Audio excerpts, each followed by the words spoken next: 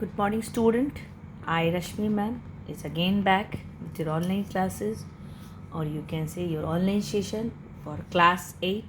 Subject is biology. As we were completing our student chapter 3rd, which was reproduction in animals, till fertilization and significance of fertilization, we have completed. Now we are moving towards our third event of sexual reproduction, that is development of the embryo. This is the third stage, or you can say the third step involved in sexual reproduction.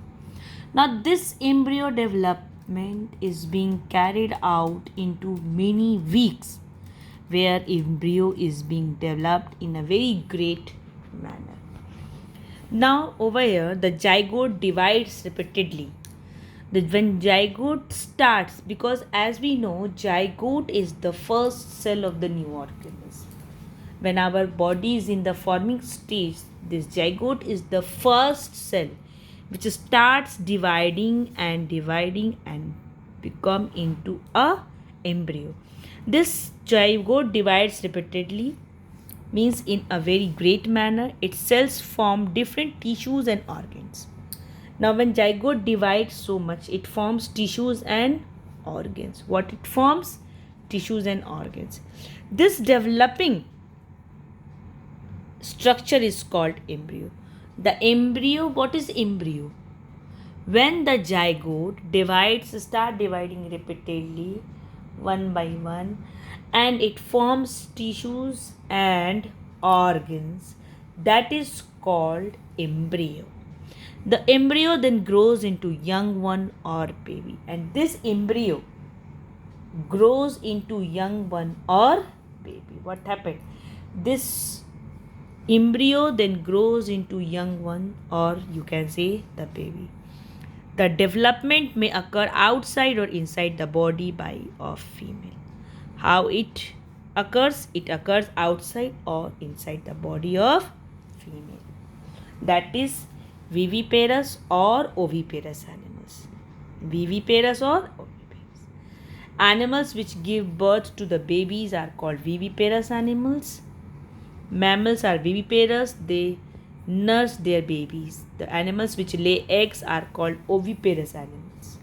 Insects, fishes, frogs, birds, and reptiles are oviparous animals.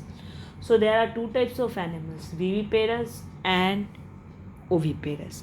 So animals which give birth to the young ones, or you can say the babies, they are called viviparous, and the animals which lay eggs like insects, birds, frogs, fishes, they are called oviparous. So this embryo can be occur inside or outside the body of the female into two parts, viviparous and oviparous. So the student, the human reproductive system. Human beings reproduce by sexual reproduction. How human beings reproduce? By sexual reproduction. They are unisexual, that is male and female. Reproductive organs are present in separate individuals. We humans are unisexual, male and female. Both the male and female reproductive organs are present in a separate individuals. Male individuals or men have male reproductive organs, and female individual or women have female reproductive organs. Men and women have external differences also. These differences are called secondary sexual characters. While studying biology, students would have come across the term embryo development for sure, owing to the significance this topic holds in this domain. The term refers to the stage of development an embryo goes through. Such changes would vary from plants to animals. In plants and animals, both this stage of embryo varies. Such changes would vary from plants to animals, from species to species also. Here would be discussing the changes in human embryo in the following parts.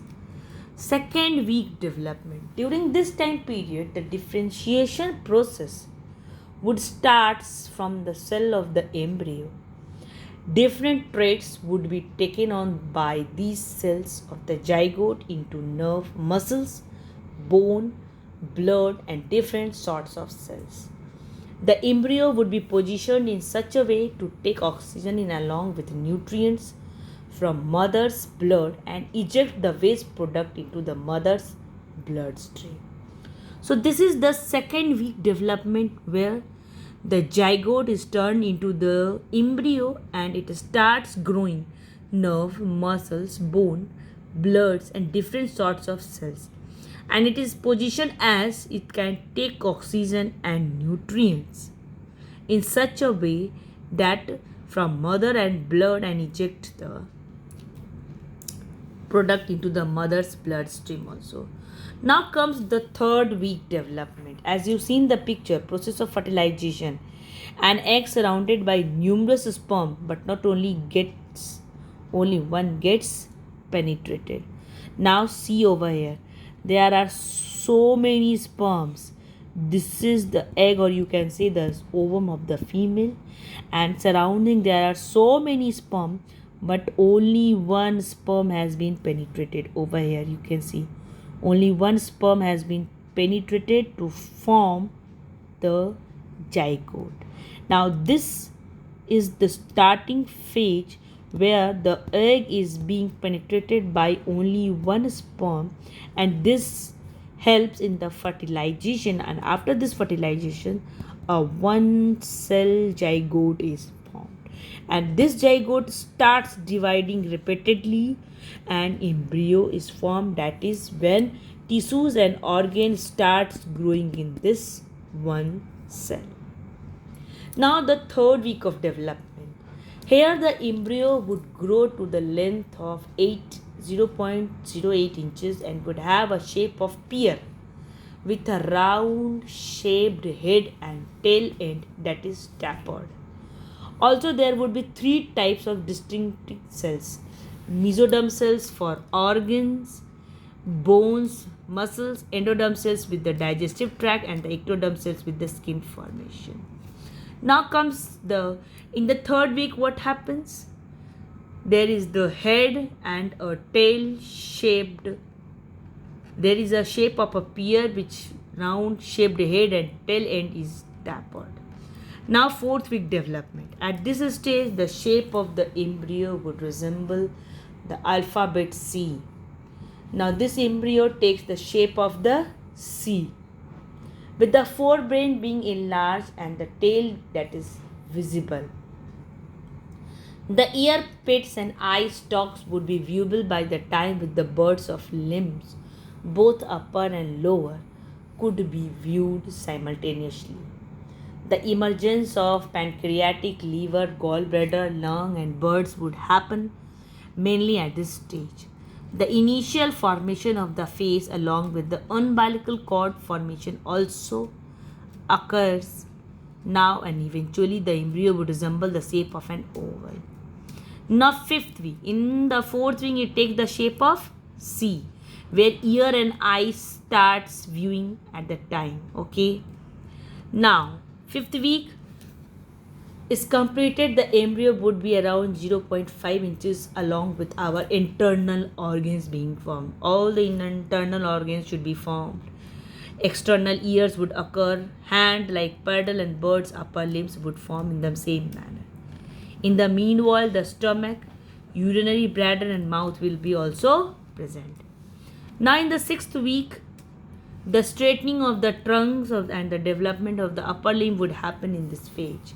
The elbow, the neck and the wrist would form along with the appearance of the buds of pituitary and mammary gland. Also the buds of teeth would also be formed during this phase. Now comes the seventh week development. At this stage, the hands would be with the yet to be formed thumbs and fingers. Also certain changes would happen like disappearance of the tail, lengthening of the torso and the evolution of the primitive organs. Now comes the last 8th week. The real development occurs in this stage.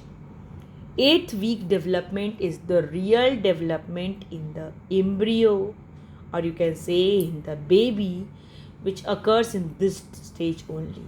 Here, the nerve cell in the brain forms at the rate of 1 lakh per minute, with the head top resembling a round shaped one, and becomes well erected. The genital organs would develop along with the disappearance of the tail, and by the 56th day, the length of the embryo would be around 1 to 1.25 inches. These developments discussed above are the major transformation that an embryo goes through on its way to becoming a human baby. Being an interesting topic, students and researchers in the field of biology are carrying out further studies presently and would do so in the years to come also. So this was the whole development of the embryo in 8 weeks, which I had discussed right now. How from first week to the 8th week the embryo take growth, and the tissues and the organs and the whole body formation of the baby occur. So this was the third event involved in the sexual reproduction. Something more is given. All mammals give birth to the babies, but two mammals, namely duck-billed platypus and spiny attitate, lay eggs. These are also mammals, but they lay eggs. They don't give birth to the babies. Now comes our human reproductive system, in which human being reproduced by sexual reproduction, and we are unisexual because male and female reproductive organs are present in a separate individuals. Male individuals or men have male reproductive organs, and female individuals or women have female reproductive organs. Men and women have external differences also. These differences are called secondary sexual characters. Now moving towards our male reproductive system. Now this is the third, or you can say the growth of embryo or the development of human embryo. So in this male reproductive system, we have to study all the four parts of the male reproductive system, which is consist of testes, epididymis, sperm ducts or the urethra, and the last is your penis.